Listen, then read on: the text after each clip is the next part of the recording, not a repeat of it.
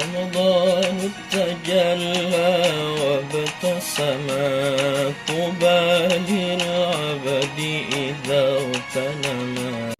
بسم الله الرحمن الرحيم.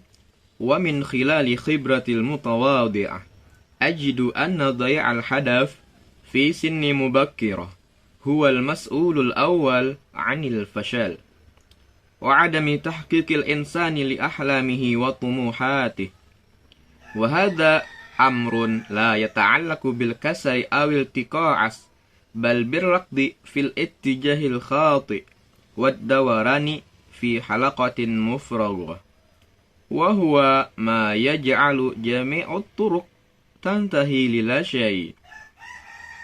وفي الحقيقة هناك فرق كبير بين وضع خطة عمل ووضع أمنيات ورغبات يشترك فيها الجميع. فحين تسأل أي شاب مثلا ماذا تريد في حياتك، سيجيبك المال أو السعادة أو النجاح، غير أن المال والسعادة والنجاح أمنيات فضفاضة يريدها الجميع ويشترك في حبها الجميع، ولا يمكن تصنيفها كخطة عمل. خطة العمل الحقيقية يجب أن تتضمن جدولا زمنيا وخطوات فعلية ووسائل تنفيذ تنتهي بتحقيق هذه الأمنيات: المال والسعادة والنجاح. ورغم اعترافي بأن خطة العمل لا تضمن وصولك بنسبة دقيقة توازي الطائرة التجارية، إلا أنها تظل أفضل بكثير من عدم وجود خطة عمل، وبالتالي ضمان الفشل بنسبة 100%. وكلما كانت خطة العمل ذاتها جيدة ودقيقة، كلما ارتفعت حظوظك في الوصول إلى الموقع المحدد في الزمان المحدد، وكلما كانت سيئة ركيكة وناقصة، كلما تأخر موعد وصولك أو اختلف موعد هبوطك حيث تريد. وبطبيعة الحال لا يكفي أن تملك هدفا واضحا وخطة عمل ابنه، بل وتملك الشجاعة والجرأة والصبر على تنفيذ الهدف ذاته.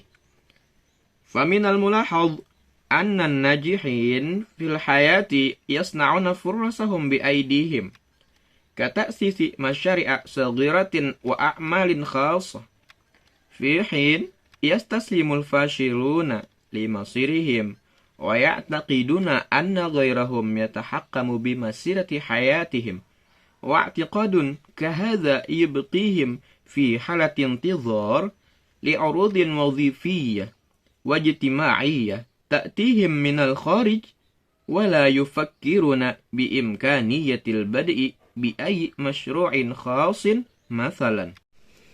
Bismillahirrahmanirrahim. Kemudian saya akan menyampaikan penjelasan atau isi kandungan daripada teks bahasa Arab yang telah saya bacakan.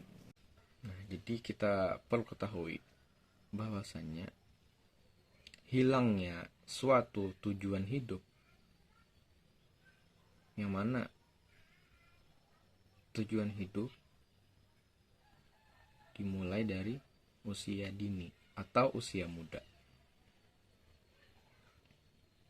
itu bukanlah disebabkan karena malas, bukan disebabkan karena kurang cerdik, akan tetapi seseorang tersebut tersesat atau tidak melakukan atau tidak berusaha semaksimal dalam menentukan suatu tujuan.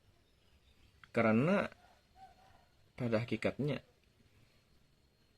proses dalam menentukan suatu tujuan hidup itu yang ini diawali dengan niat.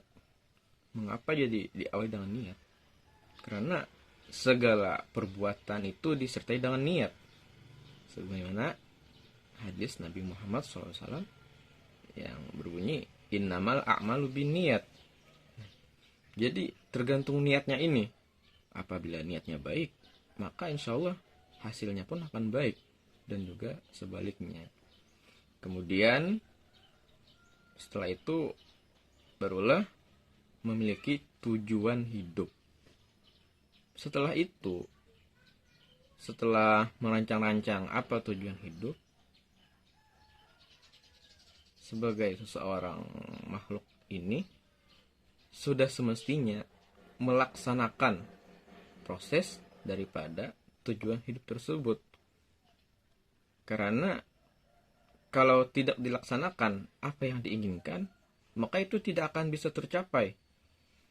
Seperti banyak menghayal, banyak bercita-cita, seperti ingin memiliki harta yang banyak, seperti ingin bisa menjadi seorang profesor, atau ingin menjadi seorang ilmuwan, tetapi tidak berusaha untuk melaksanakannya dalam proses tersebut.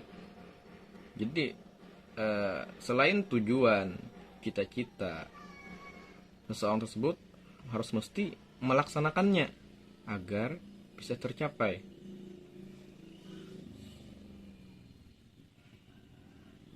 Kemudian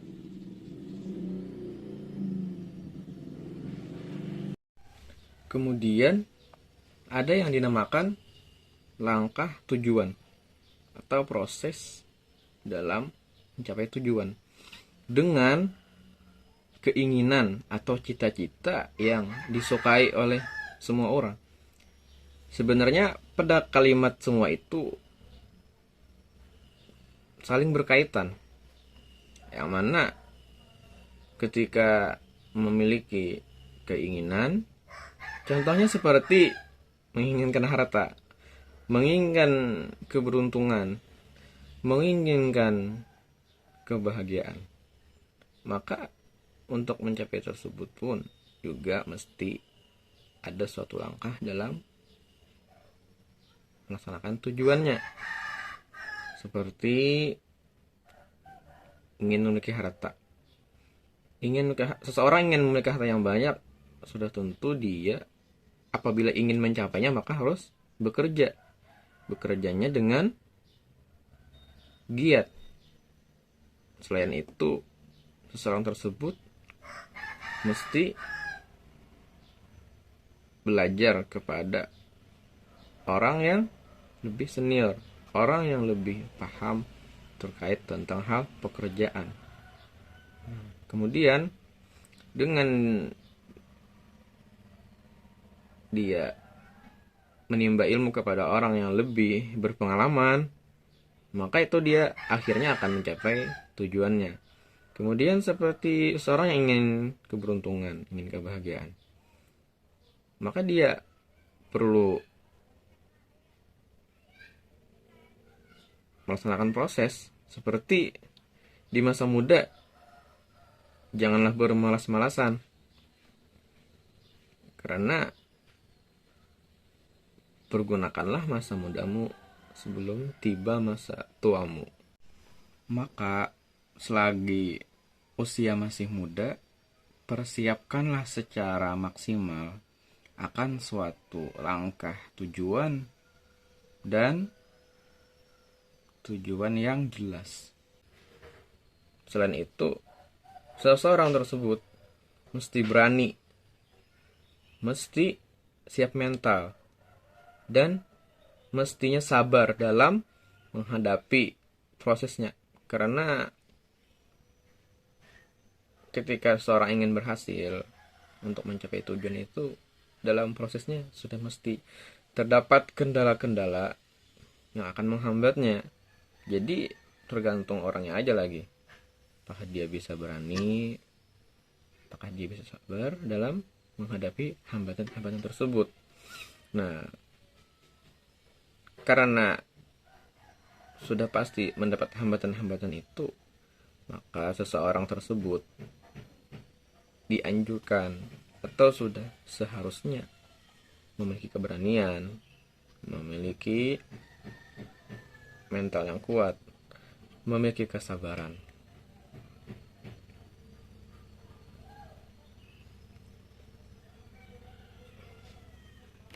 Kesimpulannya adalah masa depanmu adalah apa yang kamu kerjakan sekarang.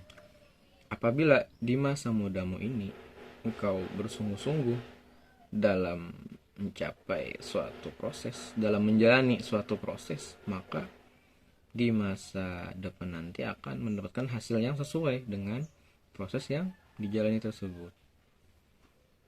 Demikian. Assalamualaikum warahmatullahi wabarakatuh.